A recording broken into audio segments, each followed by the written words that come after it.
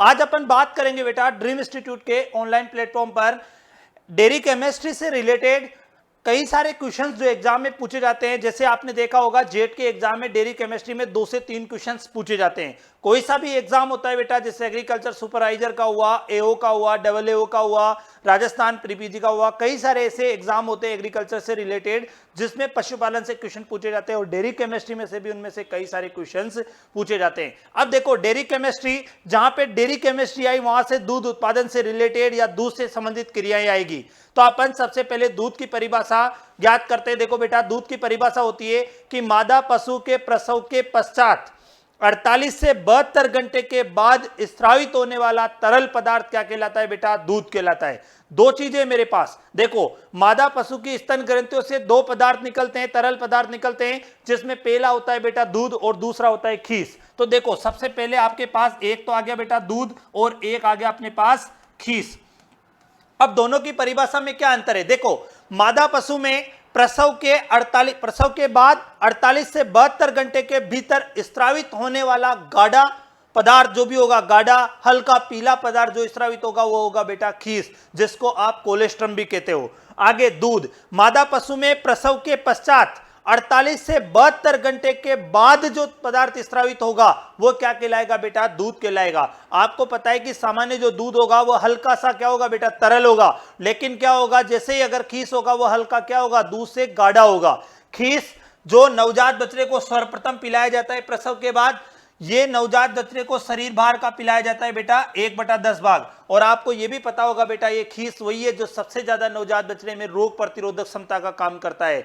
सबसे ज्यादा खीस में विटामिन ए पाया जाता है। सामान्य दूध में सी की आवश्यकता, जैसे माना सामान्य दूध में लोहा नामक पोषक तत्व की कमी होती है, लेकिन खीस के अंदर 17 गुना लोहा अधिक पाया जाता है। सामान्य दूध में क्या होता है बेटा? लोहा नामक खनिज लवण की क्या होती है? कमी होती है। लेकिन खीस के अंदर दूध की तुलना में 17 गुना लोहा अधिक पाया जाता है। आपने देखा था बेटा कि नॉर्मल जो गाय भैंस का जो मिल्क था उसके अंदर आयरन की कमी पाई गई थी, यानी कि Fe की कमी पाई गई थी, लोहा नामक तत्व की कमी पाई गई थी। लेकिन आपने देखा था बेटा कि बकरी का जो दूध था, बकरी के दूध में आयरन की मात्रा ज्यादा थी, इसीलिए बकरी का दूध किसके लिए प्रयोग किया जाता था बेटा? टीबी यानी कि क्षय रोग की बीमारियों के लिए कौन सा दूध प्रयोग किया जाता है? तो वो किया जाता है बेटा बकरी का दूध। तो आपको देखो बेटा दूध की परिभाषा भी आपको याद हुई होगी और खीस की परिभाषा भी आपको याद हुई होगी। अब देखो नॉर्मल कई बार एग्जाम में पूछे जाते हैं बेटा, अब मैं क्वेश्चंस बता रहा हूं। जैसे दूध की परिभाषा आपको याद हो गई,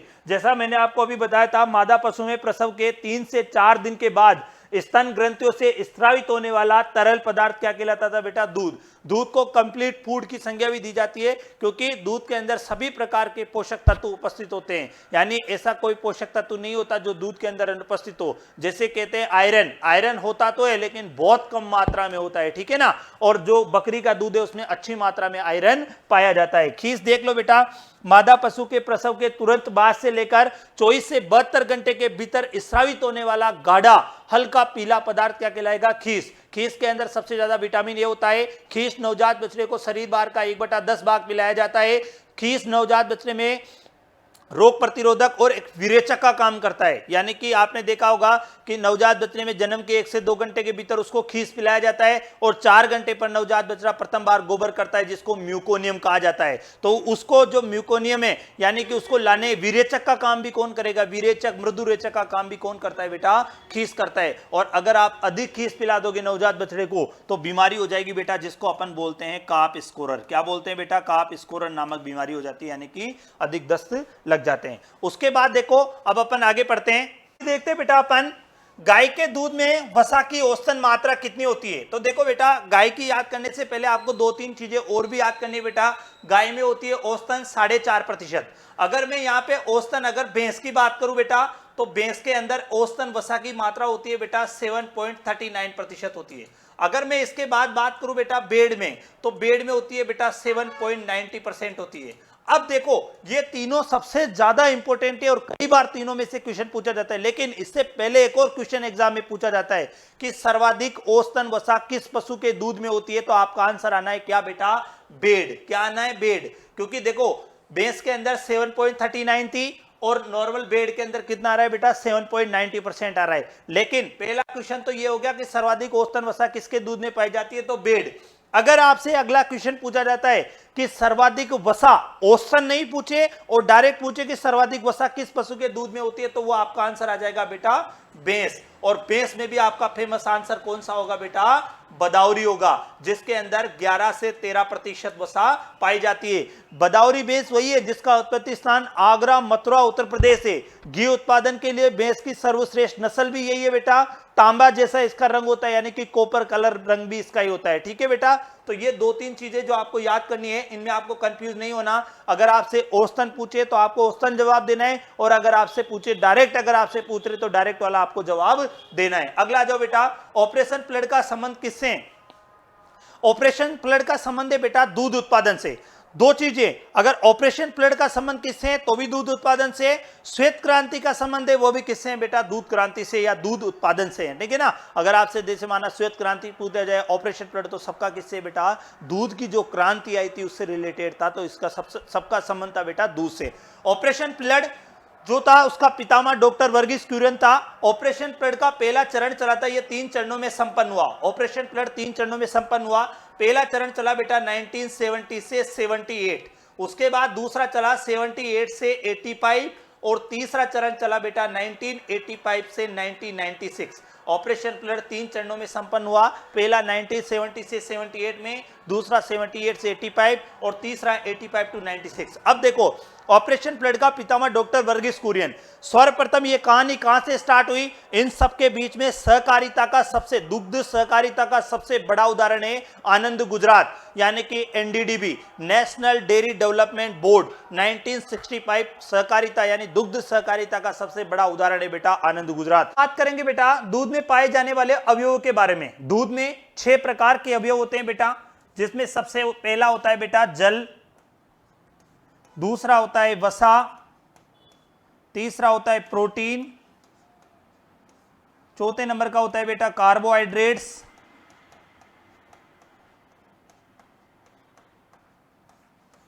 अगला होता है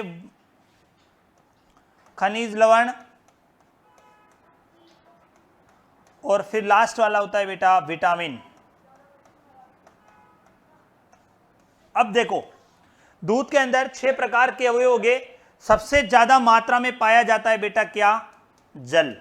80 से 90% पाया जाता है दूध के अंदर, जल पाया जाता है। अब मैं आपको ये सारे अवयव अपन डिटेल से पढ़ेंगे, लेकिन इनमें से बार बार से कौन कौन से इंपॉर्टेंट क्वेश्चन पूछे जाते हैं, सबसे पहले वो याद करो आप। देखो, 1 ग्राम प्रोटीन और कार्बोहाइड्रेट्स, 1 ग्राम कार्बोहाइड्रेट, 1 ग्राम प्रोटीन खाने से ऊर्जा प्राप्त होती है बेटा 4.1 कैलोरी। 1 ग्राम कार्बोहाइड्रेट्स खाने से भी ऊर्जा प्राप्त होती है कितना, 4.1 कैलोरी। आप 1 ग्राम प्रोटीन खाओगे तो भी 4.1 कैलोरी ऊर्जा प्राप्त होगी, और 1 ग्राम अगर कार्बोहाइड्रेट्स खाओगे तो भी ऊर्जा कितनी प्राप्त होगी, 4.1 प्राप्त होगी। लेकिन अगर आपने प्रोटीन खाया, कार्बोहाइड्रेट्स खाया, उससे कितनी ऊर्जा मिली आपको, 4.1। अगर आपने 1 ग्राम वसा खाई, आपने अपने भोजन में 1 ग्राम वसा का प्रयोग किया, तो आपको एनर्जी कितनी मिलने वाली है बेटा, 9.3 कैलोरी। कितनी मिलने वाली है, 9.3 कैलोरी। लेकिन अगर माना आपने 1 ग्राम प्रोटीन खाया, कितनी मिली, 4.1। 1 ग्राम कार्बोहाइड्रेट्स खाया, 4.1। 1 ग्राम वसा खाई, 9.3। लेकिन अगर आपसे कई बार क्वेश्चन पूछ लिया जाता है बेटा कि 1 ग्राम कार्बोहाइड्रेट्स वो प्रोटीन की तुलना में वसा से कितने गुना अधिक ऊर्जा प्राप्त होती है, तो आपका आंसर क्या हो जाएगा बेटा, 2.25 गुना।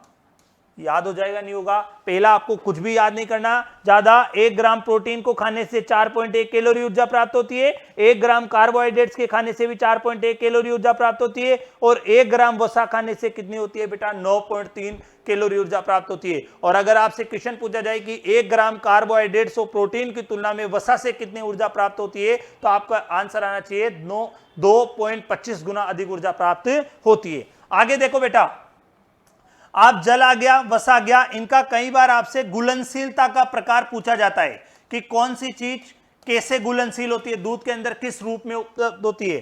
पहला जल है, दूसरा वसा, तीसरा प्रोटीन, चौथा कार्बोहाइड्रेट्स, पांचवा खनिज लवण और छठा विटामिन। अब आप देखो, सबसे पहले मैंने आपको पास एक गिलास ले लिया बेटा, ये दूध का गिलास भरा हुआ है, इसके अंदर आपने दूध गिलास लिया और गिलास में दूध भरा हुआ है।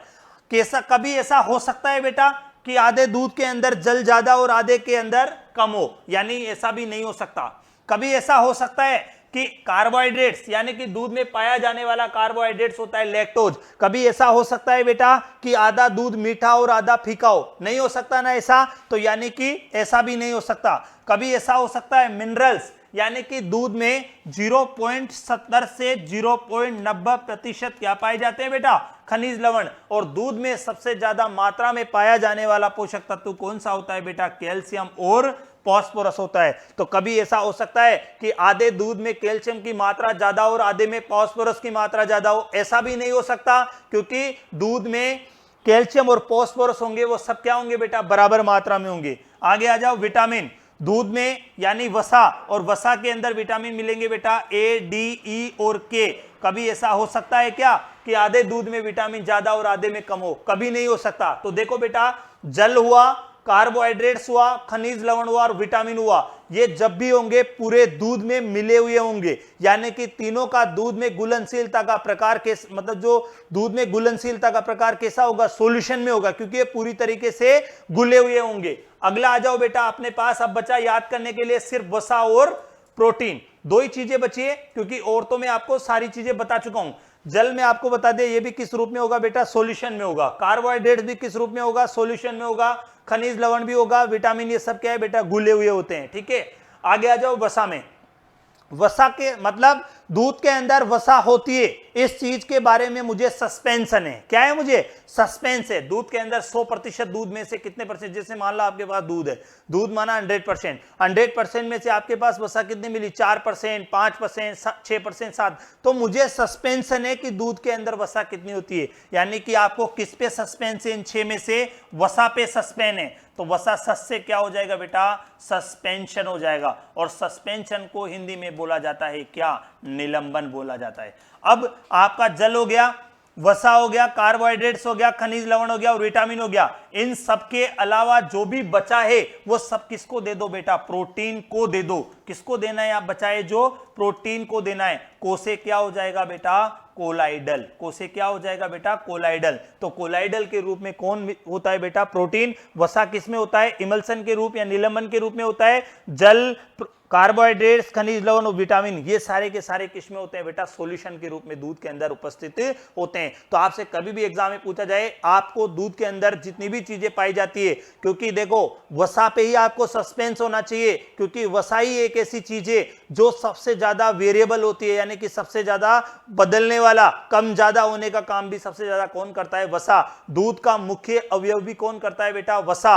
इधर से अगर आपसे अगला क्वेश्चन अगर पूछा जाए बेटा कि दूध की कीमत किस पर डिपेंड करती है, तो वो भी क्या हो जाएगा? वसा। इसीलिए इन सबका सबसे इंपॉर्टेंट अवयव दूध का कौन सा हो जाएगा बेटा? वसा हो जाएगा। और वसा का माना देखो, यहां पे आपके पास 6 अवयव है, जिसमें आपको किसी पे भी सस्पेंस नहीं है। सबसे इंपॉर्टेंट चीज पे ही आपको सस्पेंस है। सबसे इंपॉर्टेंट क्या है बेटा? वसा। और वसा पे अगर आपको सस्पेंशन है तो सस्पेंशन हो जाएगा। सस्पेंशन को हिंदी में निलंबन बोला जाएगा। 5 चीजें आपको याद हो गई। अब आपको कंफ्यूजन किसमें? सिर्फ कोलाइडल में, क्योंकि आपने जो भी पांचों में जो बचा अब लास्ट सबको किसको दे दिया? प्रोटीन को दे दिया। तो प्रोटीन किस रूप में हो जाएगी? कोलाइडल। तो यहां पे एक तो मैंने आपको बताया किससे कितनी एनर्जी प्राप्त होती थी, और मैंने आपको बताया इधर कि जल किस रूप में होता है, वसा किस रूप में होती है, प्रोटीन किस रूप में, कार्बोहाइड्रेट्स, खनिज लवण, विटामिन, ये सारे के सारे आपको याद होना चाहिए। देखो मैंने आपको यहां बताया था बेटा खनिज लवण दूध में सबसे ज्यादा मात्रा में पाया जाने वाला अगर पोषक तत्व, ये मतलब खनिज लवण की अगर अपन बात करते हैं तो कैल्शियम और फास्फोरस होता है, जो कि 0.70 से 0.90% टोटल खनिज लवण पाए जाते हैं। दूध के अंदर सामान्य दूध में लोहा नामक पोषक तत्व यानी खनिज लवण की कमी पाई जाती है, लेकिन बकरी के दूध में लोहा नामक तत्व की मात्रा अधिक होती है। बकरी का दूध टीबी की बीमारी के लिए भी प्रयोग किया जाता है। आगे आ जाओ, कार्बोहाइड्रेट। दूध के अंदर कार्बोहाइड्रेट लैक्टोज पाया जाता है। अब लैक्टोज के अंदर क्या था बेटा कि लैक्टोज ना तो मोनोसेकेराइड है ना पॉलीसेकेराइड। लैक्टोज एक डाइसैकेराइड प्रकार का कार्बोहाइड्रेट से जो कि ग्लूकोज प्लस गैलेक्टोज से मिलकर बना होता है। अब अगर अपन आगे देखते हैं बेटा, लैक्टोज में से कई बार क्वेश्चन पूछे जाते हैं कि दुग्ध शर्करा के नाम से किसको जानते हैं, तो लैक्टोज को जानते हैं। अब अगर आपसे पूछा जाए कि सबसे मीठा दूध किस का होता है, तो आपका आंसर आ जाएगा बेटा मानव का, जो होता है 6.90% होता है। ठीक है, आगे अगर आपसे पूछा जाए कि गाय का दूध सबसे ज्यादा, देखो मान लो गाय के दूध में लैक्टोज की मात्रा होती है तो 4.96% होती है। अगर आपसे पूछा जाए बेटा कि भैंस के दूध में लैक्टोज की मात्रा कितनी होती है, तो 5.48% होती है। अगर आपसे पूछा जाए कि भारतीय गायों में सबसे मीठा दूध या भारतीय गायों में सर्वाधिक लैक्टोज की मात्रा किस पशु के दूध में पाई जाती है, तो आपका आंसर फिर आने वाला है क्या, साहीवाल। अगर आपसे पूछा जाए कि विदेशी गायों में सबसे मीठा दूध किस पशु का होता है, यानी कि कौन सी गाय की नस्ल है जिसका सबसे मीठा दूध होगा विदेशों में, तो वो होगा बेटा किसका, ब्राउन स्विस का। तो ये सारे के सारे चीजें जो आपको याद होनी चाहिए, क्योंकि एग्जाम की दृष्टिकोण से कभी भी कोई सा भी क्वेश्चन पूछा जा सकता है, क्योंकि साहीवाल वाला कई बार एग्जाम में पूछा गया है। अगर आपसे पूछा जाए कि सबसे मीठा दूध किसका होता है, तो मानव का, जिसमें लैक्टोज की मात्रा होती है 6.90%। गाय का बात की जाए तो 4.96% होता है, भैंस में 5.48% होता है, साहीवाल में 5.5% के आसपास होता है, और ब्राउन स्विस में, विदेशी गायों में सबसे मीठा दूध भी किसका होता है बेटा, ब्राउन स्विस का होता है। तो सारे के सारे याद रखना।